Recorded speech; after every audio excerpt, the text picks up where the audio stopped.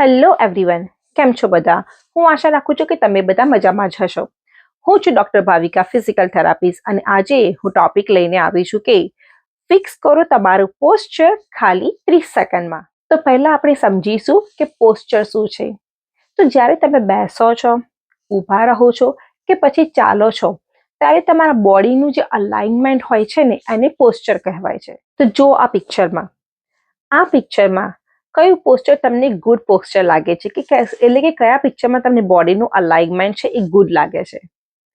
તો દેખો, યસ, આ ડાબી બાજુ વાળું જે પિક્ચર છે એમાં તમારું બોડીનું અલાઇનમેન્ટ ગુડ છે, એટલે કે એ ગુડ પિક્ચર છે. પણ જ્યારે તમે જોઈ શકો છો કે આ જમણી બાજુના પિક્ચરમાં બોડીનું અલાઇનમેન્ટ અબનોર્મલ તમને લાગે છે, રાઈટ? એમાં તમે જોઈ શકો છો કે એમાં જે પિક્ચરમાં જે ગર્લ છે એનું પહેલા તમે એનું હેડ જુઓ કે એનું હેડ કેવી રીતે આગળ પ્રોટ્રુડેડ થયેલું છે. એના પછી એના શોલ્ડર્સ, એના પછી એનું અપર બેક છે, એનું ટમી છે, રાઈટ? ટમી સાઈડનો ભાગ છે, એનું લોઅર બેક છે, એ બધું જ તમને અબનોર્મલ દેખાય છે. તો આજે આપણે સમજવાના છે એ જ કે આ બેડ પોસ્ચરને કેવી રીતે કરેક્ટ પોસ્ચર કરવું. પણ તમે ક્યારે ક્યારે બેડ પોસ્ચર લો છો અને કેવી રીતે આવું પોસ્ચર તમે લેતા થઈ જાઓ છો? તો બેડ પોસ્ચર ઘણા કારણોથી થઈ શકે છે, જેમ કે તમારા કોઈ મસલ્સ વીક હોય, ખાસ કરીને તમારા એબ્ડોમિનલ મસલ્સ, તમારા અપર બેક મસલ્સ, તમારા નેક મસલ્સ, એ બધા જ્યારે વીક હોય ત્યારે તમે બેડ પોસ્ચર લઈ શકો છો. એના સિવાય કોઈ મસલ્સ જ્યારે ટાઈટ હોય, એટલે કે સ્ટ્રેસફુલ થઈ ગયા હોય, સ્પાઝમ થયું હોય, ત્યારે પણ તમે બેડ પોસ્ચર લઈ શકો છો. એના સિવાય તમારી બેડ હેબિટ્સ, જેમ કે તમે જોયું હશે કે તમારા કિડ્સ કે કાં તો પછી તમે ખુદ પણ, તમે જાતે પણ જ્યારે તમે ફોનમાં જોવો છો તો આ રીતે તમે બેસીને જ્યારે બેડ પોસ્ચર લો છો, જ્યારે તમે લેપટોપ પર લોંગ ટાઈમ માટે વર્ક કરો છો, કે જ્યારે તમે એમને બસ સિમ્પલી બેઠા હો છો પણ તમારું પોસ્ચર બહુ ગુડ નથી હોતું, તો જ્યારે તમે એ જ પોઝિશનને લોંગ ટાઈમ માટે લો છો ત્યારે તમારું બોડી એનાથી યુઝ ટુ થઈ જાય છે, અને પછી તમે એ જ પોસ્ચરથી ડેલી ટેક ઓવર કરો છો, કે તમે એના એવું જ પોસ્ચર તમારા બોડીને યુઝ ટુ થઈ જાય છે. તો મેઇન રીઝન છે બેડ પોસ્ચરના કે બેડ હેબિટ્સ અને વીક મસલ્સ, જેના ઉપર આપણે કામ કરવાનું છે એને પોસ્ચરને કરેક્ટ કરવા માટે. પણ હવે આપણે આ બેડ પોસ્ચરને સુધારવું કેમ જોઈએ અને ગુડ પોસ્ચર કેમ બનાવવું જોઈએ? તો આપણે જાણીએ કે જ્યારે તમે બેડ પોસ્ચર લો છો ને, એનાથી તમારા બોડીને બહુ જ બેડ અફેક્ટ થાય છે. જેમ કે તમારા બેડ પોસ્ચરને લેવાથી તમારા સ્પાઇન ઉપર અફેક્ટ થાય છે, તમારા જે મણકા વચ્ચે ગાદી હોય છે એમાં અફેક્ટ થાય છે, અને એના જ કારણે તમારી નસ પણ દબાઈ શકે છે, જે તમને લોંગ ટાઈમમાં પેઇન કરી શકે છે. હવે કોઈ મસલ્સ વીક છે તો બીજા કોઈ મસલ્સ ટાઈટ બી થઈ ગયા છે, તો એ ટાઈટ મસલ્સ અગેન તમને પેઇન કરી શકે છે. તમારા એબ્ડોમિનલ જે મસલ્સ છે એના એ વીક થવાના કારણે તમારા બેકને સપોર્ટ નથી મળી શકતો, તો તમને બેક પેઇન થઈ શકે છે, તમને નેક પેઇન થઈ શકે છે. અગેન તમારા લંગ્સ, ચેસ્ટ છે, જે ડાયાફ્રામ છે એમાં બી, તો તમને બ્રીધિંગમાં પણ પ્રોબ્લેમ થઈ શકે છે બિકોઝ ઓફ તમારા બેડ પોસ્ચરના કારણે.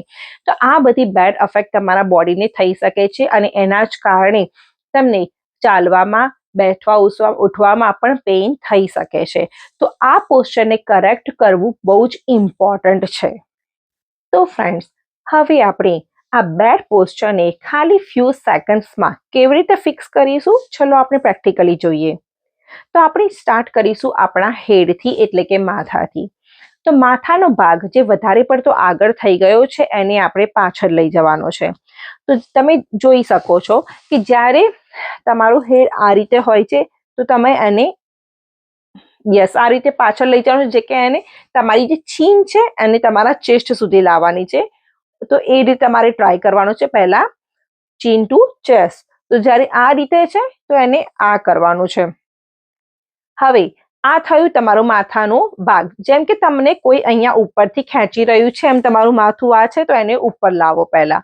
તો આ થયું ફર્સ્ટ પાર્ટ. એના પછી આવે છે તમારા શોલ્ડર્સ. શોલ્ડર્સ જે તમારા આવી રીતે રાઉન્ડેડ હોય છે બેડ પોસ્ચરમાં, જેને હોય એને, તો એને સીધા પાછળ લઈ જાઓ. ઓકે, તો જ્યારે નીચે છે, આગળ થઈ ગયા છે અને રાઉન્ડેડ શોલ્ડર કહેવાય છે, તો તમારે એને પાછળ લઈ જાઓ શોલ્ડરને. ઓકે, તો આ થયું શોલ્ડરનું.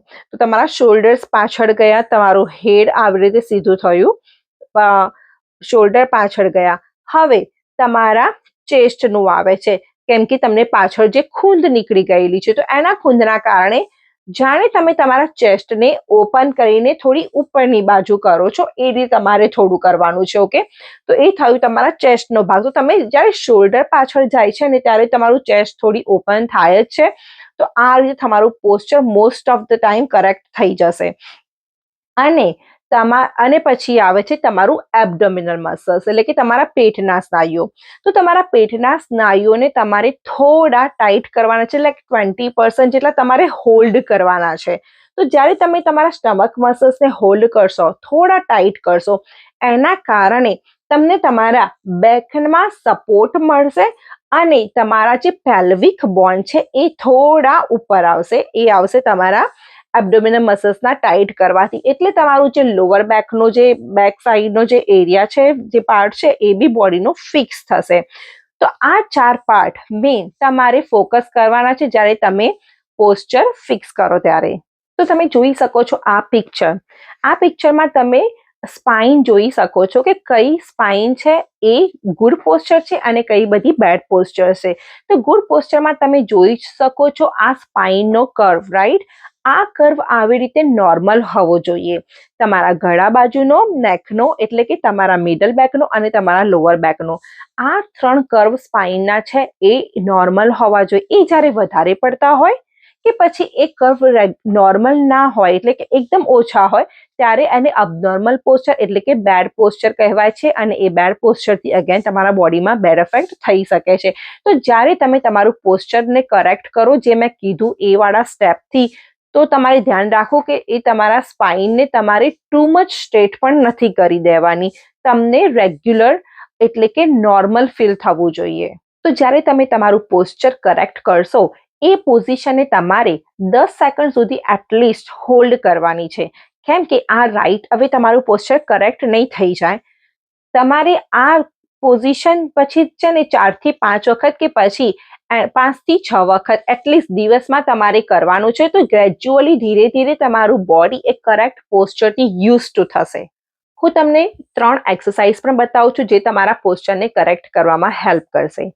એમાં ફર્સ્ટ એક્સરસાઇઝ છે તમારા નેક માટેની, અને ચીન ટુ ચેસ્ટ કહેવાય છે એક્સરસાઇઝ. તો જ્યારે તમારે આ એક્સરસાઇઝ કરો ત્યારે એ તમારા નેક મસલ્સને સ્ટ્રોંગ કરવામાં મદદ કરશે. તો એ છે, ઓકે, તો તમારે તમારું ચીનને આવી રીતે લેવાની છે, એ પોઝિશન લેવાની છે કે ચીનને ચેસ્ટ સુધી લઈ જાઓ. જ્યારે પોઝિશન લો ત્યારે તમે બોલી નહીં શકો, તમારે નહીં બોલવાનું, નહીં તો તમારે બીજું રોંગ પિન થશે. એ પોઝિશનને લીધા પછી તમારે 3 સેકન્ડ સુધી હોલ્ડ કરવાનું અને પછી રિલેક્સ કરવાનું, અને એ તમારે 2 સેટ્સ ઓફ 10 કરવાનું છે. તો હું તમને ફરી એક વખત બતાવી દઉં.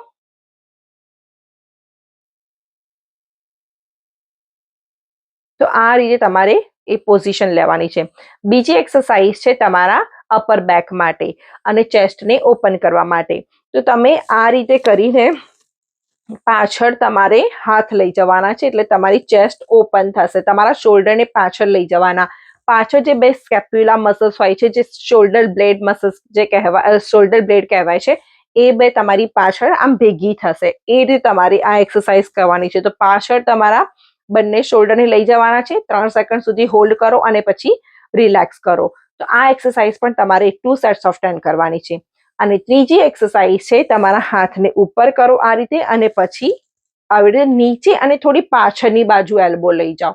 તો અગેન આ બી તમારા શોલ્ડરની અને અપર બેકની એક્સરસાઇઝ છે કે જે તમારા એ વાળા પોસ્ચરને કરેક્ટ કરશે, એટલે કે જે તમારી ખૂંદ નીકળે છે એને કરેક્ટ કરશે. અને એના સિવાય તમારા એબ્ડોમિનલ મસલ્સે તમારે દિવસમાં જેટલું બને એટલું તમારે પોતાની સેલ્ફને તમારે રિમાઇન્ડ કરાવતું રહેવાનું કે તમારે તમારા એબ્ડોમિનલ મસલ્સને થોડા હોલ્ડ કરી રાખવાના છે, એટલીસ્ટ 20 to 30%, કે જેથી તમને તમારા બેકમાં સપોર્ટ મળી રહે અને બેકના પોસ્ચરનું એટલે કે બેકનું અલાઇનમેન્ટ છે ને એ જળવાઈ રહે. જો તમને મારો આ વિડીયો ગમ્યો હોય તો એને લાઈક કરજો, શેર કરજો અને સબસ્ક્રાઇબ કરજો. આ કરેક્ટ પોસ્ચર તમારે યાદ રાખવાનું છે તમારા ડે ટુ ડે લાઈફમાં, અને તમારે પોતાના જાતને પણ રિમાઇન્ડ કરાવતું રહેવાનું છે. તમે જે બી કામ કરો ત્યારે તમારું પોસ્ચર કરેક્ટ રાખવાનું, તમારે જ રિમાઇન્ડ કરાવવાનું છે તમારા સેલ્ફને, જો તમારે કોઈ બી ફ્યુચરના ભવિષ્યના પેઇનથી દૂર રહેવું હોય તો થેન્ક યુ અગેન મારો આ વિડીયો જોવા માટે. અને તમે બીજા કોઈ પણ ટોપિક ઉપર વિડીયો માંગતા હોય કે તમને કોઈ ઇન્ફોર્મેશન જોઈતી હોય તો તમે મને કમેન્ટ કરી શકો છો. તો ત્યાં સુધી bye bye, C you next time. તમારું ધ્યાન રાખજો અને તમારા પોસ્ચરને કરેક્ટ કરતા રહેજો.